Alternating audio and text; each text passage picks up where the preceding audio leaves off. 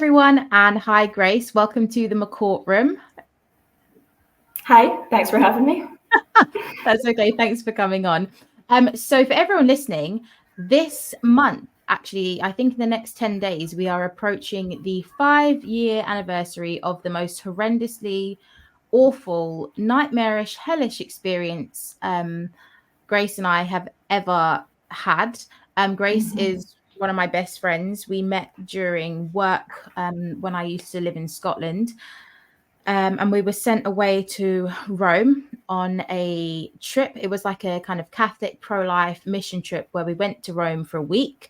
And we actually, it was really an amazing time, wasn't it? We got to see tons of stuff, and we got to go and we just basically saw the whole of Rome and everything that's kind of like pivotal in the Catholic faith during the day. But then at night, we had the most horrifying experience at a place called San Gregorio. So we're actually just going to go and hash over and recount exactly what happened on that horrendous night. So yeah, I think that despite the fact it was at points kind of literal hell, the trip in itself was incredible because, like you're saying, like we saw things, you met people, had experiences that otherwise we never would have had. So there was, it was an amazing time. It was just this one overriding element of it, which kind of cast that shadow, which is kind of stuck with us ever since. Yeah. But I think it started off as a really good trip because it was just like two girls going to Rome, super excited. I was at yours the night before. We were like packing suitcases. It was September time, so it was like summer, good weather. And it did start off on a kind of really positive, fun note, and we were really excited to go, weren't we? Yeah, we didn't know what was in store for us. Yeah, I remember just being so excited because, going to Rome with your bestie, enjoying the weather, getting to see all these amazing sights, eat good food.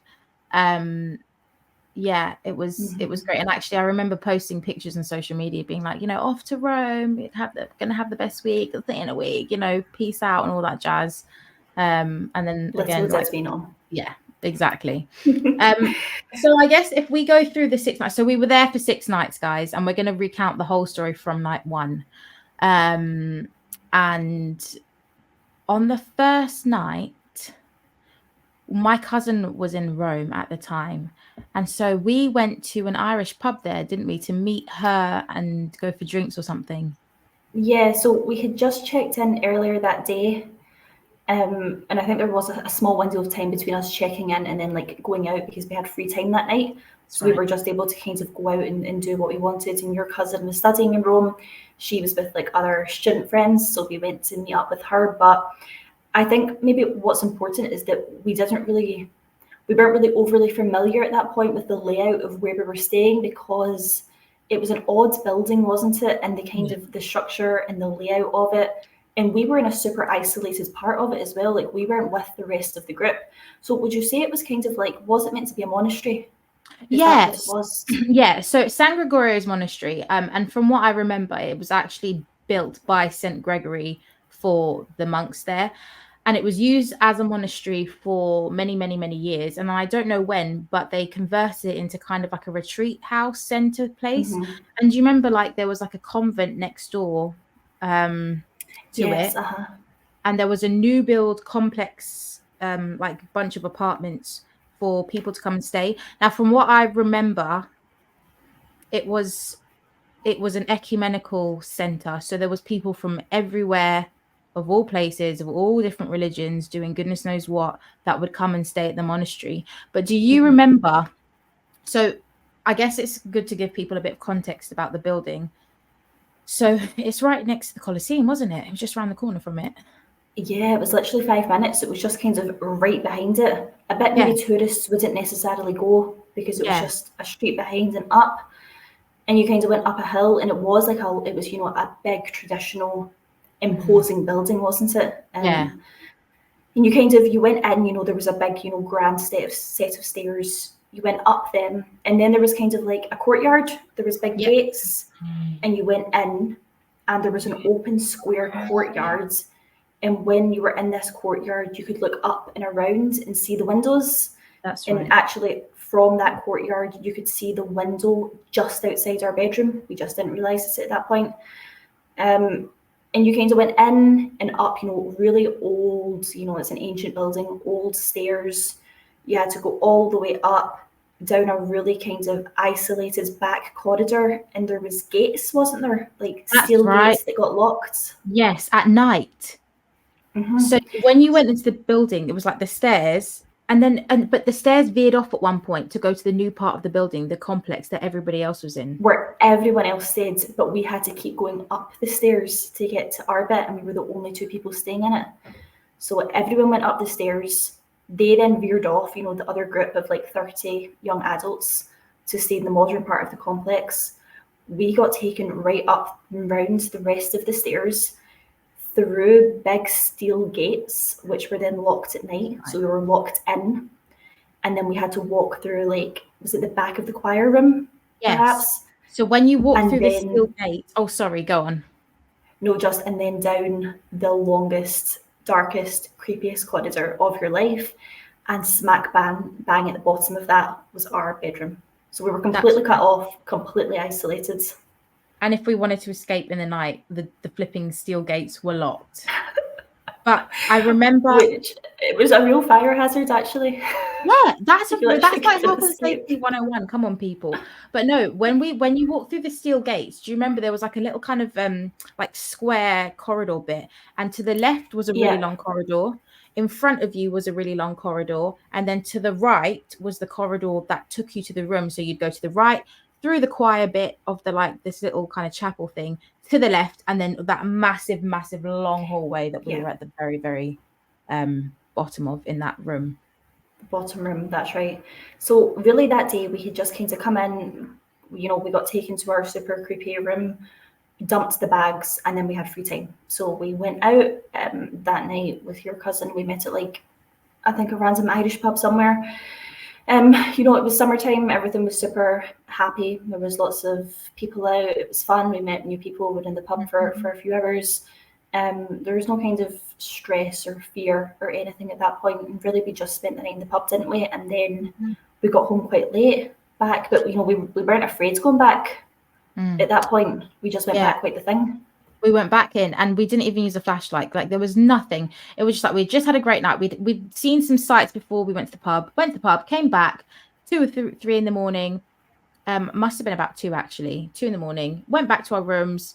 Not really used any flashlights, even though it was pitch black, because we were just like, yeah, whatever. Went into our room and then went to sleep.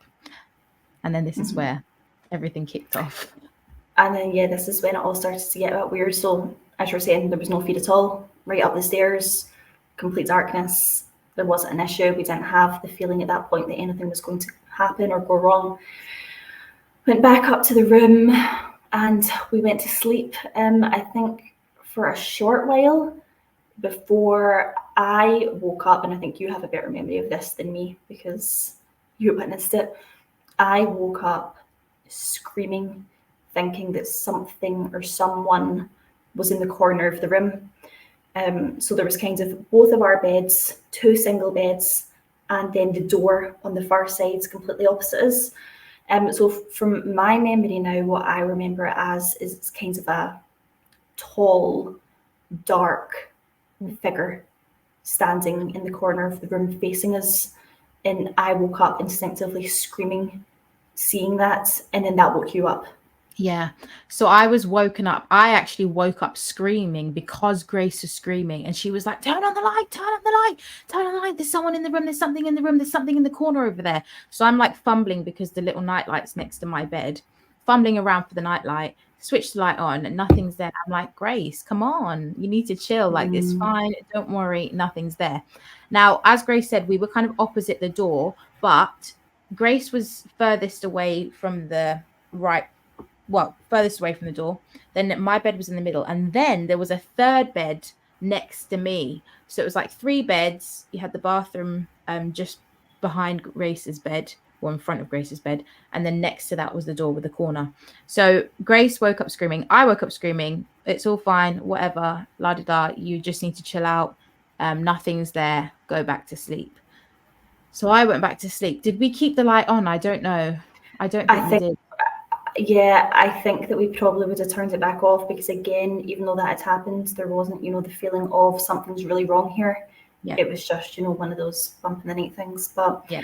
maybe we turned the light back off. But I think what you're saying as well, see the fact there was a third bed in that room, there was, in hindsight, kind of like the feeling now, wasn't there? Like someone else was there. It wasn't just the two of us in that room.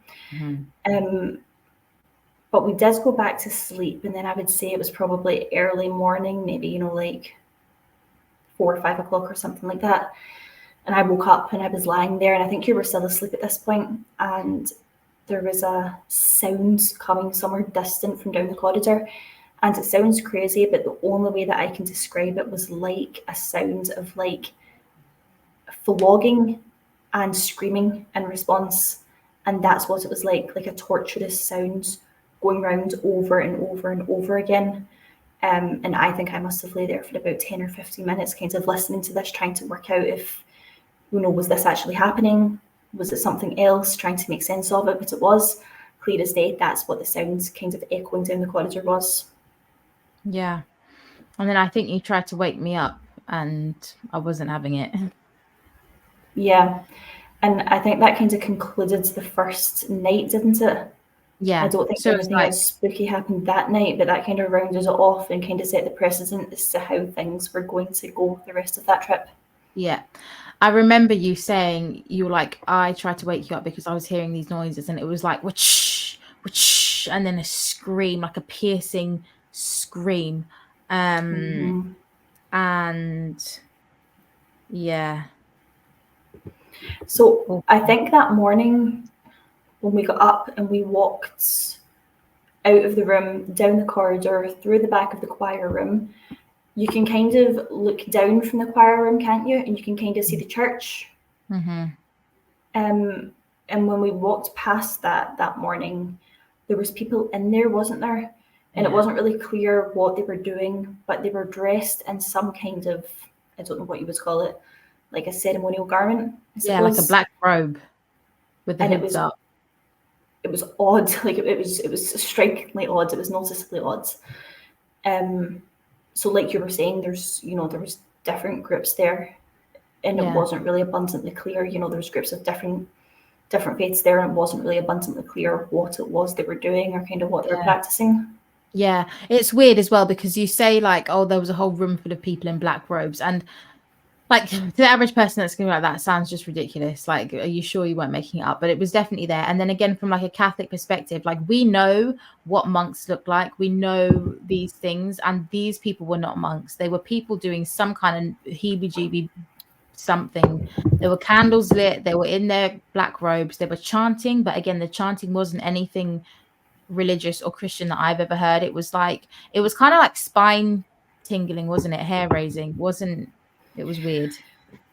Yeah, it was weird. And I think when we saw that, we were just on our way to, like, the start of the first day of the conference, really. And the first day of the trip to be with the rest of the group and to go through, the schedule and the itinerary and do all of the things that day had laid out for us. So that was kind of really how it started off, with that first, weird night, and then the odd situation of what we spotted in the morning. And then we went and had our first day with the rest of the team. But I don't know, do you remember, did we share at that point with the rest of the team what had happened? Yeah. So there were some people in the team. Yeah. So throughout this story, there was like a group of people that were really invested in what was going on throughout the whole time we were there. And there was a small subset of people who didn't want anything to do with it. They were not interested. They don't want to hear anything. So we would kind of like relay what happened to everyone in the bigger group who wanted to know what was going on every morning. So the first morning, we spoke to the people being like, oh, this really weird stuff happened last night, like a bit spooky, ha ha ha ha. And it was kind of brushed off. We had a great day. Until the evening. Yes, until the evening. So I think we had got, I don't really remember social activity wise what we done that night, but I do remember that we got back to the room. We were spooked, but we definitely weren't, full scale spooked yet. Yeah. We just kind of got the notion that, like, that was a weird first night, but there wasn't this kind of overhanging dread on us yet, which followed us around for the rest of the trip. So everything was still okay-ish. And then that night, we fell asleep and woke up. Well, I woke up, and I don't remember if you woke up to this. No. We woke up to the sound of bells ringing. And it started off at first as just like a single chime, and it picked up from there, and then it became more and more, and it died down, and then it went back to the kind of the single chime. But what was really odd about it was at that moment when I heard these bells, it sounded like they were directly outside our door. So, you know, the first night these sounds kind of sounded like they were coming from down the corridor, that they were echoing back up to us. But the sound of those bells to me sounded like there was someone standing directly at the foot of our door and had rung a bell. And that was what woke me up that night. Mm-hmm. And again, you tried to wake me up, but I wasn't having any of it, which is really weird because, well, I guess now I'm not a heavy sleeper, but back then I actually was. So, I mean, yeah, I didn't hear the bells, but that morning I remember waking up and you talking to me about the bells, and then me telling you, oh, did I tell you? Yeah, about the really vivid dream I had Your that night. dream? Mm-hmm. Yeah. So I had a dream. I even thinking about it is giving me goosebumps. But I basically had a dream that night, extremely vivid, of us sitting on the beds that we were in the room. And there was this swirling, misty black mass on the floor. Ooh, shivers. And it was reaching up onto the bed and trying to get you, Grace. And in my dream, I jumped from my bed onto your bed, and I was literally like using my body to shield your body from this like swirling. The only thing, the way I can describe it, I still remember it very clearly. It's like this swirling mist on the floor that was lapping up, and I knew in my dream, I was like, this is a demon, this is demonic, like.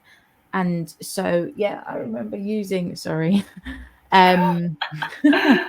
using my body in the dream to shield you. And I told you that morning, and then you obviously told me about the bell thing. So again, we went downstairs, we had breakfast with everyone, we told the people who were interested about what happened that night. And did we mention it to a priest at that point or not? I think we did. So that night we went for dinner, and you know that kind of, it was almost like an outdoor restaurant. It was kind Yes. of like an outdoor gazebo restaurant. Yes, we got the holy water there. Yes.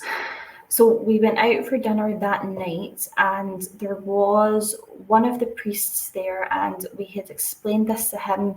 But I think there was some kind of like creative theories going around as to what it could have been. And considering what I had told him about, you know, the sounds of, you know, flogging and screaming, etc., the theory that we were given at that point was, it's really good that you heard this because this is likely souls in purgatory, which have kind of reached through to allow you to hear this, and it's prompting you to pray for their souls. So I remember at that point, that was the kind of theory being floated about. So I think at that point, maybe that's what we thought, just because that was kind of the most valid thing that we'd been told. But I also think at that point, I mean, I don't know what other people experienced, I can't remember now, but I think at that point there was a couple of other people, wasn't there, within the group who were kind of getting increasingly uneasy, who didn't have anything quite as bad as what we had experienced, but were starting to notice that with, you know, their own rooms, things weren't quite right either. There were some oddities, and they kind of manifested on the third night. The third night was when we realized we weren't just making this crap up, like this was something that was happening to kind of everyone. So it was after we sat out at that little like gazebo area for dinner, we decided we were going to go. Was that no, that wasn't night. We went home with everybody else. No, we did. Yeah. And we went to our room, and at that point we had pushed our beds together, so they were like a double bed, and we were sleeping with the light on that night, and I had my rosaries in my hand, and I would just pray, and we'd fall asleep to the praying. So from just to kind of recollect in my mind as well, that day, do you remember we woke up after the kind of bell noises and stuff in my weird dream, and we came back to the room a bit later on in the afternoon, and we noticed there was this painting on the wall? Do you remember that? And it was like some like occult Egyptian painting of some god thing. And we were like, what the heck? How have we not noticed this before? And so I remember taking it down to the reception area and writing a note on it being like, this should not be in this monastery. And do you remember during the day, because it's kind of dark in there, because it's a monastery, it doesn't have like tons of windows and stuff. As we were putting it in the reception area, because there was no one there, the lights in the hallway were flickering. Do you remember that? It was horrendous. Anyway, so that's just another bit that I forgot. So that night was the third night. We went to bed, and that I think was the night that you heard the yelping. So if you want to say that, I'll say what happened to the team leader and to Tim. Yeah, so it kind of seems like every single night up until this point, I was waking up hearing something, completely different but equally horrifying each night. And yet that night I woke up to a sound kind of similar to the sound on the first night, but there wasn't the flogging, but there was like it was like a yelp, I suppose, like a painful yelping sound coming from down the corridor. And what was really different about this as well is that on the first night when we could hear the flogging and the screaming, it was really clear that screaming was the sound of a human's voice. Whereas the difference here was that the yelping sounds that I was hearing, it wasn't really clear if that was human or not. It sounded like it could have been some kind of creature, some kind of animal, but it was, it was a painful sound, but it wasn't clear if it was coming from a human or not. And that was really kind of terrifying, lying in that room in the night and just hearing that over and over and over again. And the whole time you're wondering, what is it that's actually happening in this building? What's going on down the end of this corridor? Who is it that's right outside the door making these noises? So yeah, it was terrifying. Yeah. And I think I remember you saying that it was coming in threes as well. It would be like noise, noise, noise, Yeah, that's right. and then stop, and then noise, noise, noise, which is, if you know anything about spooky stuff, threes, the number that the demons use to mock the Trinity. But anyway, so that morning when we woke up, again, it was kind of hellish because I was drifting in and out of sleep because I was so tired and Grace was hearing all this kind of thing. But that morning we woke up and we came down again, met the rest of the team, and the team leader and this guy called Tim, his name's not Tim, but we're just using it as Tim for this, recording purposes. They came out and they looked absolutely horrific. They looked like they'd been smoking weed or something, because their eyes were bloodshot and they were red and they had these huge dark bags under their eyes. I've literally never seen anyone look so bad. And everyone was like, whoa, what on earth has happened to you? Are you guys okay? And they shook their heads and they were like, no, but everything those two girls have told us up to this point has been true. So they said that later on that night, after we'd all got back, those two went off to drop one of the girls at a hotel because she was staying at a hotel. And they came back to the complex at about midnight. And as they walked up those massive stairs leading up to the gates that led into the courtyard of the building, they went through the gates and Brian started making like a whoosh, whoosh, which he said was trying to mock what Grace had told us about the first night, about the kind of flogging. And they said that as he did that, they looked up to the left corner of the building where you can see the windows. And there was, they said, an inhumanely tall figure, shadow figure, with a leathery face that was scowling at them. Oh, I'm getting shivers again. And they said initially they thought they might have woken someone up, but the air got heavy and this inhumanely large figure just slowly shrank down in a very, very non-human movement. Oh, I'm just not liking this. And what was really weird about it as well is where they told us they saw it was the window directly outside our room. So, there's because we're at that end of the long corridor. So there's the door to our room, and then there's the first window of that corridor right next to our room. And it was at that window they saw that figure standing there. So they said No, you go, sorry. Yeah, so no, they said they ran into the building up to their new bougie complex a bit, and there's a patio outside, and they ran straight to the patio. They got out rosary beads and they sat at the patio table opposite each other, praying because they felt something was very, very, very evil and dark. And Tim said that every time he looked at the team leader when they were praying, he could see something on the wall, and to his right. And the team leader said that every time Tim looked to the right to see what this thing was, his eyes just darkened. And they also said that they actually stayed up the whole night praying because they were so, so petrified at what they'd seen. And they actually said that they saw a swirling mist gathering in the corner of the patio, which led them to go to their rooms. Now, I hadn't told anyone about my dream and about this black swirling mist thing that I'd seen. And so as soon as he said that, I was like, oh my goodness, like this thing is connected and there is something here that is very, very evil. Yeah, I think that mirrors your dream exactly. And as well, the figure that they saw standing at that window would have just been about a meter away from the first night when I woke up and thought that I saw that tall, dark figure standing in the corner of the room. So whatever it was, it kind of seemed like the same thing. And yeah, exactly like you said, like it wasn't just that they looked that morning like, they had a bad night's sleep or, they were feeling sick. They looked like shells. Their eyes were dark. Their skin was sheet white. They looked visibly shaky and on edge and distressed about something. And you could just tell that, something was really, really, really wrong. Yeah, 100%. And you remember that morning as well, a couple of other members from the group had said there were weird things happening in their room. One of the girls had this terribly horrific demonic dream. Another of the guys, he was in a room where there were 3 beds and he was sleeping in the middle of the 2 guys. And he woke up to his arm swinging back with such force, like it jolted him awake. And he looked, and the other 2 guys in the beds next to him were doing the exact same movement at the exact same time. All of this weird, spooky stuff was going on as well. So it was actually kind of nice to know that we weren't making this up, because it was just so awful. Just thought people thought you were crazy.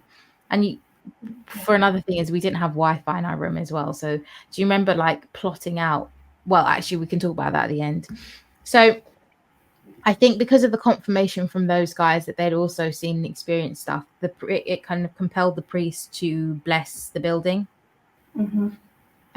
So whilst we were in a talk, the boys and the priests went and blessed the building, but obviously because we had the key to our room, they couldn't get in there, so they never blessed our room. Yeah, they never blessed our room, which was really unfortunate because that seemed to be like the epicenter of the problem. But yeah, so I think when that happens, we kind of felt like a reassurance, didn't we, that this was going to sort it, this was going to make it okay, everything was going to be fine now. There was that kind of comfort and assurance. But really, it actually just seems like after that moment, all hell broke loose. And it turned up quite a few notches.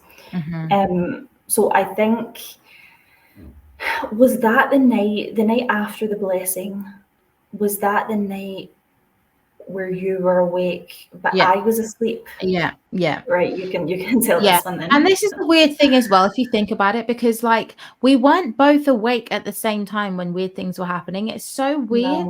Like it's just so weird. I don't know how that happened or how that worked, but anyway, so that night we went to bed, lights on, I'm clutching my rosary, I'm facing Grace, I'm lying there. I literally fall asleep sweating, praying the rosary because I'm so petrified. And I wake up, it's about 3 a.m., of course, and I'm looking at Grace, and Grace's eyes are open and she's just staring at me. And I was like, are you okay? And she didn't say anything. She was just staring, and her eyes, because they've been open without blinking for so long, they were kind of like a bit red around the rims and stuff. And so I was like, Grace, you're actually scaring me. Is everything okay? And you didn't say anything still. And so I was like, oh my gosh, this is it. She's possessed. I'm going to get killed tonight. Like, this is the end for me. So I was like, I'm going to dangle this crucifix in front of her face. And if she reacts, then she's possessed. And if she doesn't, then she's not. And I don't know why I thought to do that. Like, that's not a very smart idea. I should have just pretended to go back to sleep. I don't know. Anyway. Well, what were you going to do if I did react? And That's what I'm saying. The door to the room's locked, and then even if you can get out of that, you've got the big steel metal gates keeping you in. Yeah, I don't know what I thought would come from that. Anyway, so I dangle it up. Luckily, she doesn't react, so she's not possessed. Thank goodness. And I said, Grace, you'll release it. And all of a sudden, she cut me off and she's like, shh. And she looked towards the door, and I was like, oh my gosh, what's going on? And she just started shaking her head, like to say, don't speak, like something's coming. And I flipping lost the plot. Like, I was shaking, I was sweating, I was like, oh, it was horrendous. And I was like, Grace, like, what is it? I can't hear anything. And she's like, shh. And she just was shaking her head. Her eyes were wide. And I was looking towards the door. I was like listening and listening and listening. And nothing was happening. And then I was like, right, okay, you're really scaring me now. And she sat bolt upright and she's looking towards the door and she's basically like shaking her head as if to say, no, just stop speaking. Anyway, so I was like, right, nothing's there. It's fine. The place has been blessed. It's okay. And I kind of like laid her down and then put my hand on her cheek and was like, it's fine. We'll just say the rosary and go to sleep. And then she closed her eyes and then I lay there for a bit and then I moved my hand away and she did the most blood piercing scream, blood curdling scream, and it freaked me out. Anyway, it was awful. And I basically again stayed awake the whole rest of the night. And then the morning, obviously drifted off a bit after a bit. But in the morning, woke up and I was like, what the hell was that? And she was like, what? I don't remember. I was asleep the whole night. I had a great sleep. Yeah, so that was the one difference in the trip, was that after it was blessed, even though, you know, all hell broke loose for you and all hell was about to break loose again for both of us, in my mind, there was one night of peace and tranquility. And it was the first night after the blessing. And then it was like the gates of hell opens. But that night, I don't remember a thing. I have absolutely no recollection of that at all. So, you know, some kind of sleep episodes, I suppose. Yeah. So yeah, sorry about that, Ethan. Yeah, you should be. And I suppose as well, what's really commendable is the fact that, like you said, so we pushed those two single beds together, but I got the nice little cushy spot on the inside next to the wall, completely protected. You had to sleep on the outside, completely exposed to whatever was coming in to get us. So you had that to deal with as well. Yeah, I felt like such a like protector. Like, I've got this. Anyway, whatever. It was awful. So then I suppose you as well at this time, you know, even psychologically, emotionally, things were, you know, the tension was building up, the fear was turning up. It didn't feel like an exciting trip to Rome anymore. It felt like we were in the middle of a nightmare. We were afraid all the time. We were scared of something. We had the feeling of dread and apprehension. And I think that kind of started to spread amongst the group in general, and it turned into this really kind of tense trip, didn't it? At that point, you know, everyone started to really feel it from that point onwards. Yeah, especially after what happened, and it wasn't just us two, you know, everyone kind of started to get a bit on edge. Yeah, and I suppose as well, like the theme of the conference, the theme of the trip that we were on, you know, even during the day when we were at, you know, the seminars and the workshops and the talks, the kind of the overriding theme of things we were discussing was about, you know, spiritual warfare. That was part of what we were discussing. That was the theme of the trip. And that was also, I think, kind of having an effect. It made the theme of everything we were doing quite spooky. Yeah, definitely. Oh, so the next night, the fourth night. No, this is the fifth night now. So I remember we left the restaurant early. We left about 7, like soon as we'd eaten, because we wanted to get back to our room before it got dark. Yeah, so we were in that kind of like that outdoor street corner restaurant that night. Yeah. And I think at that time, I remember over that dinner, we confided, didn't we, with a couple of the team leaders to say, this is the extent of what's going on. We're terrified to be there. We're terrified to go back. Every single night is like a new hell.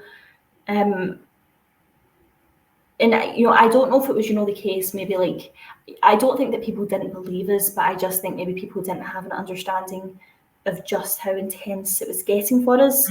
And I think like a lot of people would just think, why didn't you book a hotel? Why didn't you leave? But that just wasn't in our mindset at the time, was it? As well, this was, 4 or 5 years ago. So as well, we were a lot younger then. It wasn't in our mindset to just pick up and leave and book a hotel. Yeah. Also, So I think yeah. So I think we confided in a couple of team leaders that night, and it was, just kind of like, we'll say some prayers, best of luck, it'll be fine, don't worry.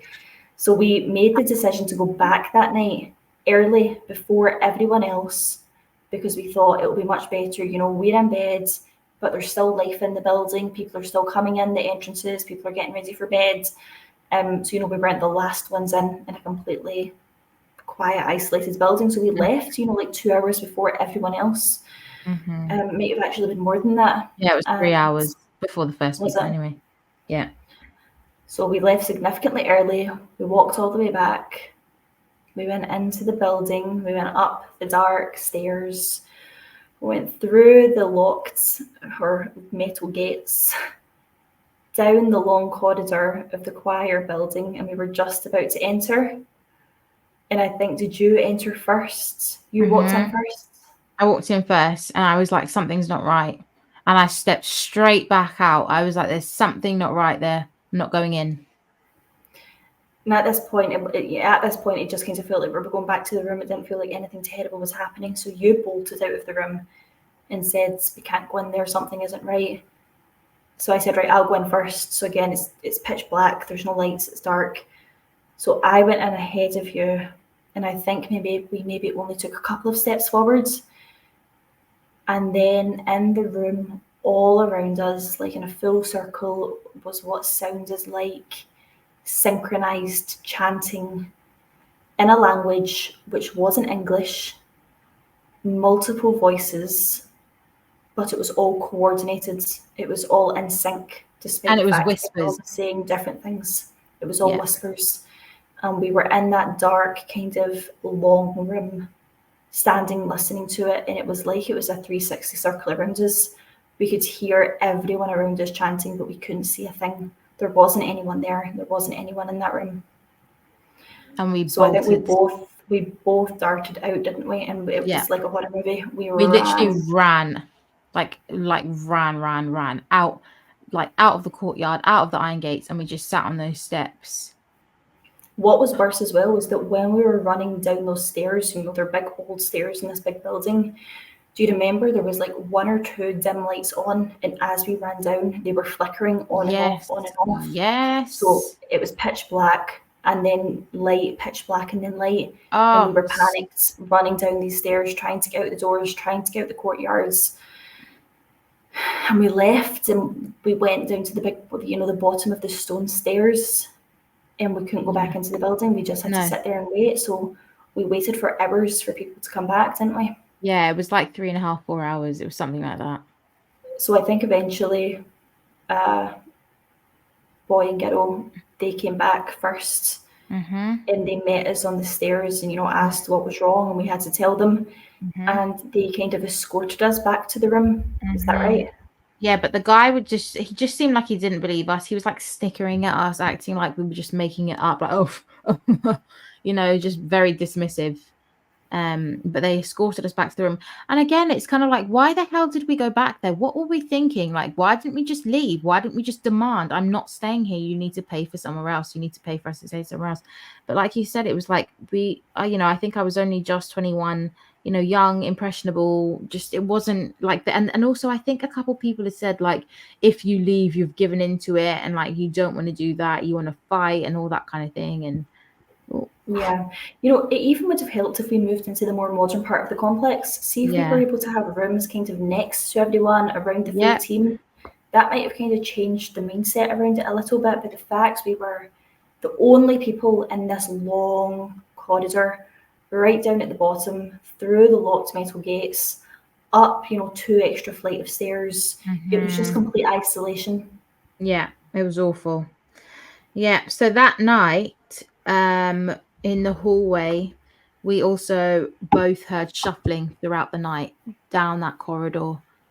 Do you remember, like something similar to the bells as well? I think it came, it went and it came at different points, but similar to the bells, the kind of the shuffling of when someone's lingering outside a room. You kind of hear the footsteps, back and forth, but there's that stillness, like they're standing there. And that was directly outside the door. So I think that was the first night, wasn't it? We were actually both awake at the same time. Yes, yeah. Experiencing this. We heard someone in the corridor, despite the fact we were the only people staying in that corridor. I think there must have been about 8 or 9 rooms lined up that corridor, but we were the only people staying in it right at the bottom. So there weren't any other guests in that part of the building. We heard the shuffling of footsteps, not only just up and down the corridor, but also standing right at the door. And I think it was that night, wasn't it? We actually had the conversation of, what do we do if someone tries to get in here? Yeah, because the plan of action? Yeah, because we had played with so many theories in our mind, because obviously you don't want to straight jump to the supernatural, the preternatural even. We were kind of well, this could be an occult group. I remember actually having a conversation about maybe this is an occult group who want to sacrifice us, and and that sounds crazy right now, but at the time that was a real concern. Yeah. Yeah, it was. Because we had no idea who was in that building. No. And we were I actually had visions of people processing down that long corridor to come and get us at the night. And I remember us saying, no matter what happens, we do not open that door. No matter what happens, how crazy this room gets, we do not open that door at night for any reason, under any circumstance. And do you remember having conversations, because there was a small little window next to Grace's bed, about jumping out the window? Yeah, we had conversations about how no matter what happens, no matter who's there, no matter what we hear, under no circumstances are we opening that door. That door stays closed and it stays locked, and if we need to go out the window, that is what we'll do. Yeah. But the door under no circumstances was being opened, and that was almost like a kind of a survival instinct kind of night, wasn't it? Yeah. We were kind of preparing for the worst, because like you're saying, it seemed like the supernatural the entire time, but there was also that real concern, which sounds crazy now, but at the time it didn't sound crazy. No. That it could be actual people wanting to hurt us. We didn't know who was in that building. We didn't know what kind of, if there was any occult practices going on. We didn't know what people were doing. There was everyone and anyone. And we heard that shuffling and we heard those footsteps. It was the real possibility of people are going to try and get in this room and someone's going to hurt us. Yeah. Yeah, it was terrifying. It was petrifying. And the average listener might be thinking oh, it doesn't sound that scary. But when you're in that moment, you can't even describe it. It's like being on adrenaline high the whole time, because you're so stressed out about something terrible happening. And it just builds over every night, didn't it? It just built up and built up and built up. It built up and built up piece by piece. And as well, you're saying there wasn't any Wi-Fi, so what it meant was when we were completely isolated in that part of the building, if we needed help, there was no one to call, there was no one to text, there was no 999. We were completely cut off, completely isolated, and on that night there was someone or something outside our door, and it was like a plan of action of what we were going to do if someone tried to get in. Yeah. So I think we were actually awake the majority of that night, weren't we? We didn't sleep. No, not much. Yeah, it was horrendous. That led us on to the last day. Is that correct? Yeah, the last night. And that was intense. So last night, we had decided, because it was the last night and we had people from all different parts of the world coming who were taking taxis at 1 a.m, 2 a.m. to get their flights back to their countries. We decided that all of us were going to pull an all-nighter. We were going to go to the patio in the new complex of the building. that the one that they saw that that the team leader and Tim saw that swirling mist on, and we were all going to just sit there, have, you know, a drink and chat about the trip and all that kind of thing. So before we did that, interrupt, sorry, Ethan. Oh, you're actually just going to go and say exactly what I thought you'd forgotten, that we went back to the room, dropped in stuff. Yes. Yeah. So before we went into that new complex, we were like, well, can we go back to our room and get our comfies on so that we're comfortable, because we were in like our nice clothes. So the team leader's like, yep. So we all together went into the building, up down the corridor and into the room. Now, while Grace and I were going to get our comfortable clothes on, the team leader and this little cohort of about 15 other people stood in the front door, stood in the doorway and started reciting the St. Michael prayer in Latin with their backs turned towards the hallway. And whilst they were doing that, it was literally like someone was slamming like bricks or boxes against the walls of that corridor. It was crazy. It was like someone was fully throwing their bodies like into the walls of that corridor as they were saying this prayer. And at that point, we were like, right, we need to just all go. So we threw our clothes on. We all went out, huddled together. Now, this was when we got to the room. So as you turn off the stairs to go into the new new apartment complex, there's like a vending machine room. And one of the girls who had stayed out of she was in the little subset group that didn't want to know about anything that was going on. She was in there. And when we came in, and she was like, what who got hurt? What happened? And we were like, what? And she was like, well, did you guys just come from that side of the building? And we were like, yes. And she was like, did you not hear that? And we were like, hear what? And she goes, about 5 minutes ago, or 3 minutes ago, there was this piercing scream 3 times coming from that part of the building. So who was it and who got hurt? And literally when she said that, I like almost died inside, because that was the exact time they were saying the St. Michael prayer and all that banging was happening in the corridor. Yeah, so as well, everything that you've just said is correct, but can I do a retake of, I think, something really important that we've actually just forgotten? Yes. So we've been out for dinner that night. We were going, as you say, to the courtyard. Before we got to the courtyard, we said, let us go and put our stuff back. So we went up into the room and everything was fine. We dumped our things in the room. The room was normal, the room was fine. And then we went back to the courtyard. And as you were saying, we were talking about the trip because there was people there from all different places, and we were doing like a reflection.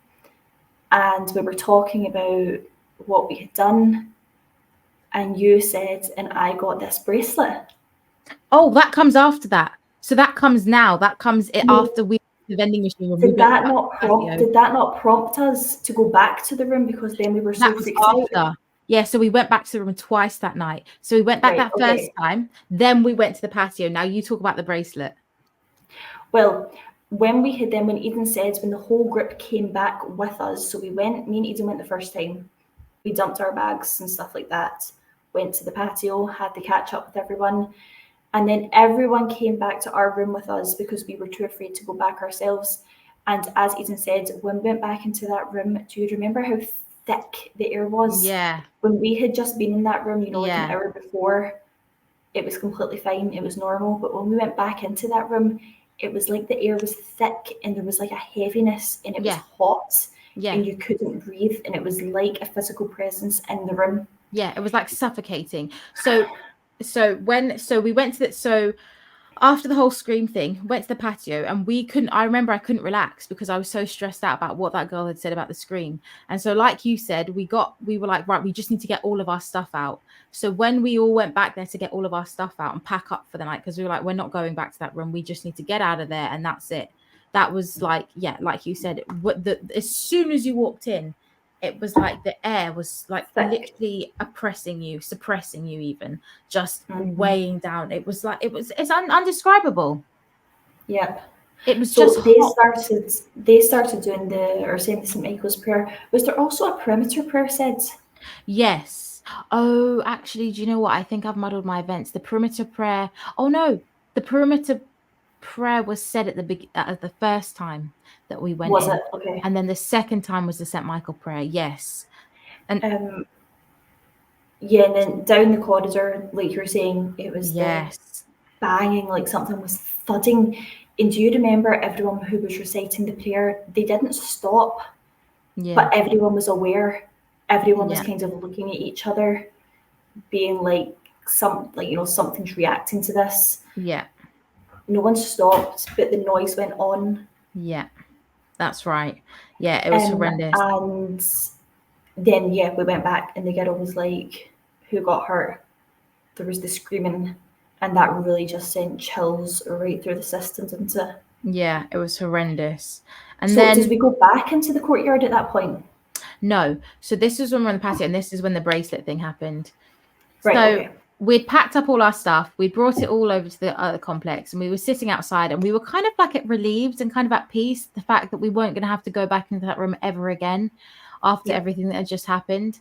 Anyway, and then everyone kind of was talking about what just happened. And then how did the bracelet actually come up? I think it just came up in terms of how's everyone's trip went, and then we started talking about the first night. And that was when we went off by ourselves. We done sightseeing things during the day, and then we went to the pub. And it was during that time you Yes, got I given that mentioned. bracelet, and it was Yes, brought up in the conversation. yes. So we rewind to the first night. The first night, Grace and I are by the Trevi Fountain.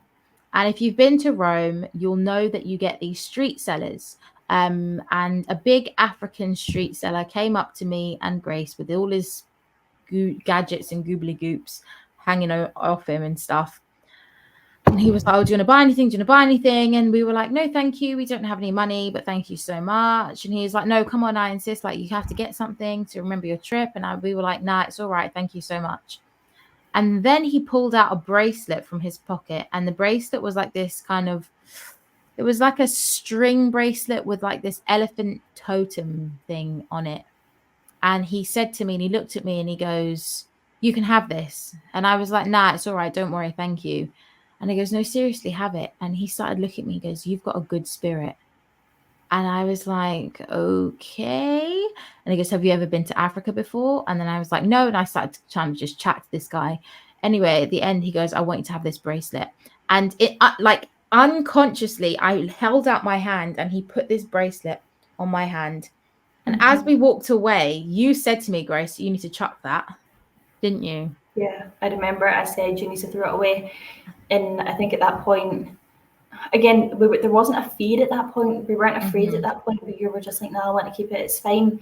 And I think it was on. It was, it was next to our bedside in the Mm-hmm. room during that Yeah. trip. And I think I Yeah. said to you, maybe like the first or second night, like, throw that out, throw it away, a couple of times, but you were just like, nah, I want to keep it. Yeah. I was like, And "You're then, being paranoid." Like, because you were like, you don't know what's attached to that. And I was like, "Nah, it's fine, genuinely."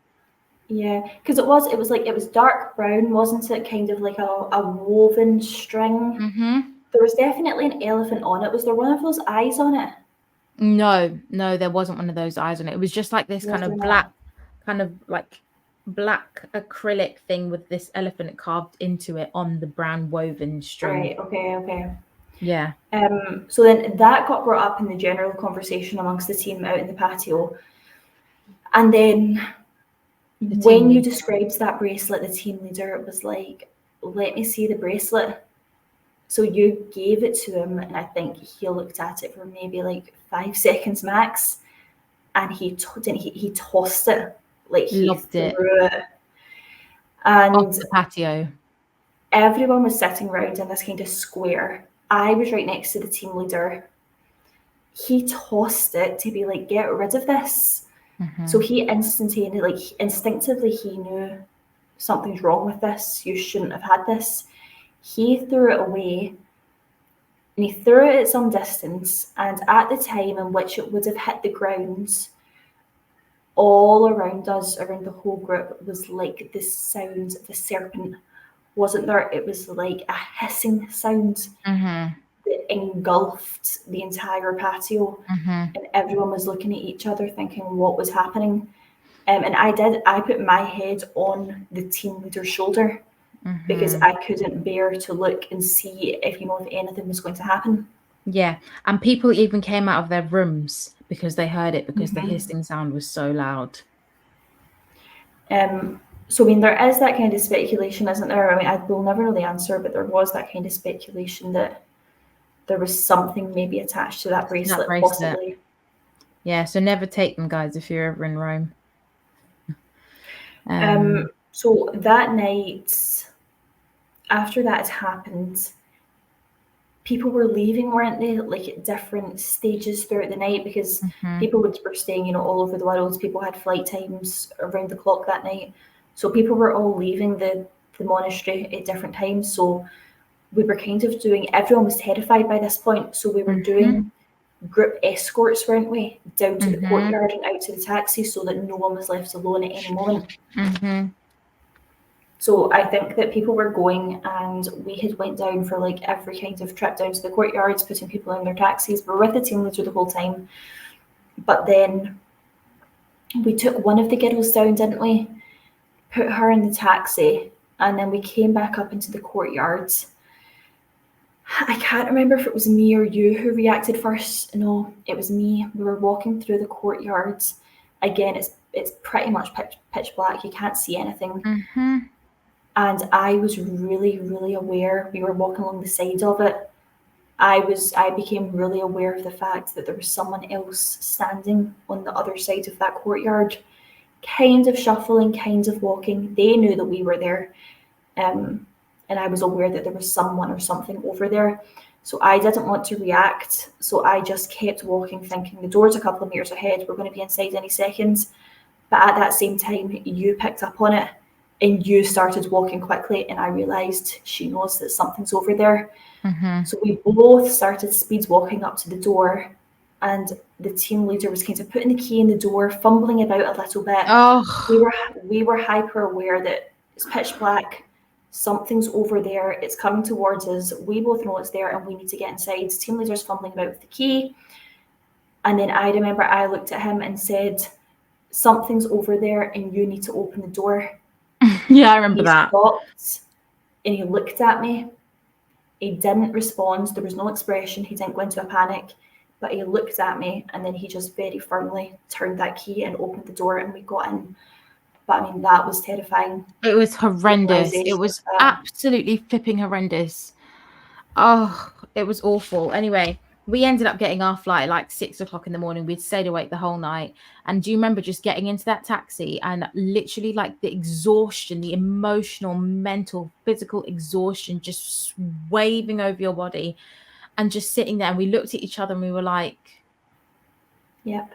What the hell was that? Yeah. It was a wave of exhaustion. We hadn't slept the whole night. I think, did someone else in the modern complex give up their room for us to stay in, but we just lay in it awake? Yeah, we just lay in it awake because we just couldn't. After all that experience with everything, it was like the adrenaline wouldn't actually allow us to sleep because it was just we were on such high alert. And then I think daylight broke. It was very, very early in the morning. I think the rest of the team, the majority, were gone by that point, weren't they? Yeah. And we got out of there and we got a taxi. I think you had like a stress cigarette on the steps. Do you remember? Yeah. Sitting outside it. I think we still have a photo of that somewhere. Yeah, I'll put it up at the end, I think. But yeah, I was just... we got in the taxi and we were completely exhausted and traumatized by what had happened even that night. We were still kind of trying to understand it, I suppose. But we got the taxi, we got into the airport, and then even, do you remember the whole flight home, the whole travel process? We were on edge. Yeah. We were edgy, we were on edge, we were distressed about something. It was stressful. Yeah. It wasn't a let's breathe journey home. It was something's changed journey home. Yeah, something's changed. I remember not wanting anyone to touch me. I was just so like overstimulated and I was just so traumatized. I was just standing in the airport and I remember just like shoulders hunched. I was like, I just don't want anyone touching me. Like, please.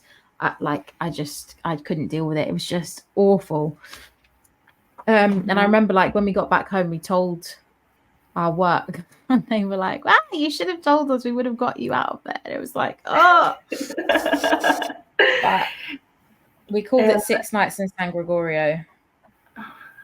Yeah, and I think as well, maybe an interesting detail to revisit was that, do you remember during the trip, at some point, maybe it was the night where we kind of confided in some of the team leaders, one of the team leaders who was there with us, we told her about it. So we had obviously came together on this trip as already known each other, very good friends, whereas everyone else came on this trip as, complete individuals, strangers, meeting other people for the first time. So we were really the only people to come on this as a pair. So we told her what was happening. And do you remember she said to us, because she was in charge of pairing everyone up for their rooms, she was in charge of the room spreadsheet in coordinating all of that. She said to us, "What do you mean you're in the same room? I intentionally put you in different rooms to make sure that you would socialise with the rest of the group." So then it turned out that we were never delegated to the same room, but somehow when we were shown to that room by the man who worked in the monastery on the first day, he guided us up to the same room, but it was never on the spreadsheet, and it was never meant to be. We were meant to be in completely separate rooms. And how did that happen? How did that happen? He didn't even know, I don't think, that we were friends. So how, or did he? I don't know. But how did that happen? And why were we in that part of the building? And why were those gates locked at night? And what was the third bed there for? There's just so many questions that I just, like...